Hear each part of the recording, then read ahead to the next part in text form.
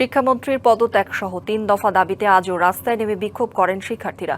বিকেলে সচিবালয় অভিমুখে তাদের লং মার্চ আটকে দেয় পুলিশ। দুপুরে রাজধানীর উত্তরায় বিএনএস সেন্টারের সামনে সড়ক অবরোধ করেন শিক্ষার্থীরা। তবে বিকেল ৪টার পর সেখানে যান চলাচল স্বাভাবিক হয়। এ বিষয়ে আরও জানার চেষ্টা করব। সচিবালয় এলাকা থেকে যুক্ত হচ্ছেন সহকর্মী পার্থ সাহা।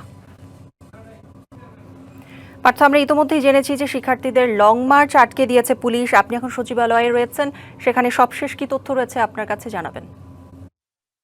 বলছিলেন এইচএসসি সমমানের যে শিক্ষার্থীরা যারা আন্দোলন করছেন মূলত তাদের কিন্তু আজও পরীক্ষা ছিল এবং পরীক্ষা পরবর্তী সময়ে রাজধানীর বিভিন্ন কলেজ থেকে পরীক্ষা শেষে তারা কিন্তু বের হয়ে সায়েন্স ল্যাবে প্রথমত তারা একত্রিত হয় এবং পরবর্তীতে সেই সায়েন্স ল্যাব থেকে একে একে এই যেই সচিবালয় অভিমুখে যে যাত্রা সেই যাত্রাটি কিন্তু করেন। তবে শিক্ষা ভবনের ঠিক পাশেই পুলিশ তাদের উপস্থিতি লক্ষ্য করে তারা কিন্তু এখানে ব্যারিকেড দিয়ে যে সড়কটি রয়েছে সচিবালয়ের যে সড়কটি সেই সড়কটি কিন্তু অবরোধ করে রেখেছে এবং এক পাশে পুলিশ এবং অন্য পাশে শিক্ষার্থীদের অবস্থান। এবং ক্ষণে ক্ষণে আমরা লক্ষ্য করছি শিক্ষার্থীদের যেই ৩ দফা দাবি, শিক্ষামন্ত্রীর পদত্যাগ সহ পরীক্ষা পুনর্বিবেচনা এবং পরীক্ষা স্থগিতের যে দাবি রয়েছে সেই দাবিগুলো নিয়ে তারা স্লোগান দিচ্ছেন এবং পুলিশের সঙ্গেও কয়েকবার দেখেছি আমরা কথা বলছেন এবং তারা বলছিলেন যে তাদের একটি প্রতিনিধি দল সচিবালয়ের পাঠানোর যে অনুমতি সেটি কিন্তু তারা প্রার্থনা করছেন। তবে পুলিশও তাদেরকে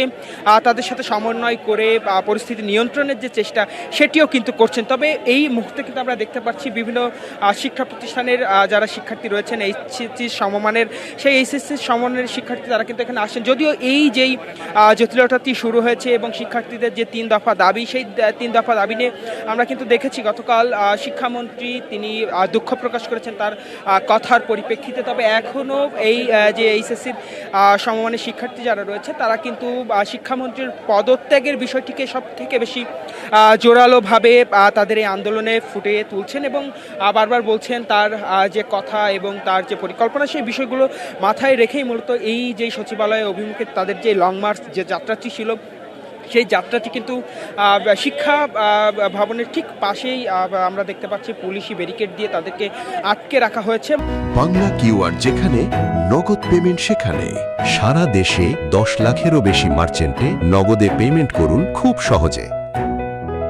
মূলত তারা যেন ভিতরে প্রবেশ করতে না পারে, যেহেতু সচিবালয় একটি সংরক্ষিত এরিয়া, সেই সবকিছু বিবেচনায় রেখে গুরুত্ব বিবেচনায় রেখেই মূলত এই জায়গাটি পুলিশি ব্যারিকেড দিয়ে এবং সর্বোচ্চ সতর্কতা সঙ্গেই কিন্তু শিক্ষার্থীদের সঙ্গে পুলিশ ক্ষণে ক্ষণে যোগাযোগ করছেন এবং সমন্বয় করার যে চেষ্টা সেটিও করছেন। এবং এই যে জায়গাটি এই জায়গাটি কিন্তু ক্ষণে ক্ষণে শিক্ষার্থীরা স্লোগান দিচ্ছেন, উত্তল করে তুলছেন এবং আমরা কিছু সময় আগে দেখেছি পিকআপ এবং বাসে চড়ে বিভিন্ন শিক্ষা প্রতিষ্ঠান থেকে শিক্ষার্থীরা কিন্তু এই যে লং মার্চ সচিবালয় যে কর্মসূচি তাদের সেই কর্মসূচিতে কিন্তু অংশগ্রহণ করেছে এবং তাদের সঙ্গে আমরা কথা বলেছি। তারা বলছেন তাদের যে দাবি শিক্ষামন্ত্রীর পদত্যাগ সেটি যত সময় না নিশ্চিত করা হবে বা এই যেই দাবিতে তারা আসছেন সেই দাবি যতবেলা না মেনে নিবে সরকার ততবেলা তারা কিন্তু তাদের এই কর্মসূচি চালিয়ে যাবেন এবং তাদের যে পরীক্ষাগুলো নিয়ে তারা দুঃখ প্রকাশ করেছিলেন এবং পুনর্বিবেচনা পরীক্ষা স্থগিতের যে দাবিগুলো করছিলেন সেই দাবিগুলো যেন একই সঙ্গে মেনে নিয়ে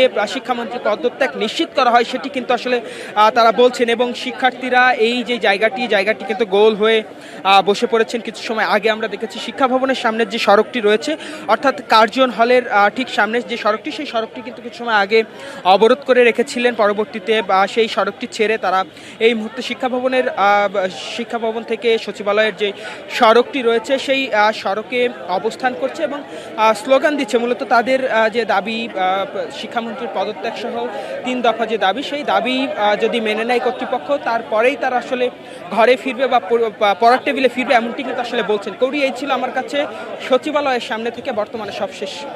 পার্থ, ধন্যবাদ আপনাকে।